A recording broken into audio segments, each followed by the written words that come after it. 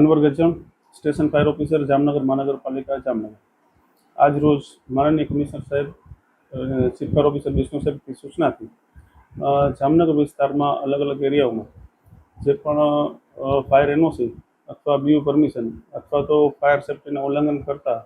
Restaurant, ધાબા અથવા પણ જે પણ પ્રકારના યુનિટો છે તેના માટે ફાયર શાખા, ટાઉન પ્લાનિંગ શાખા અને એસ્ટેટ શાખા દ્વારા સંયુક્ત ઉપક્રમે એક મુહિમ ચલાવવામાં આવી રહી છે. તો આ રીતના જેટલા પણ રેસ્ટોરન્ટો કે યુનિટો કે બિલ્ડિંગો આ રીતની હશે તેને આગામી સમયમાં જે અત્યારે ઉનાળાના સમય દરમિયાન આગના બનાવો વધારે બનતા હોય તો એની આગમચેતીના ભાગરૂપે અત્યારે હાલમાં આ બધી જગ્યાએ આ રીતના ચેકિંગો હાથ ધરવામાં આવી રહ્યા છે. અને આજના દિવસમાં જ આપણે આ રીતના 4 રેસ્ટોરન્ટ જેવા સીલ કરેલા છે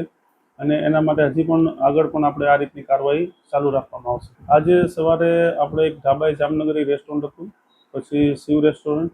અને ત્રીજું આપણે પટેલ આમલેટ સેન્ટર અને ચોથું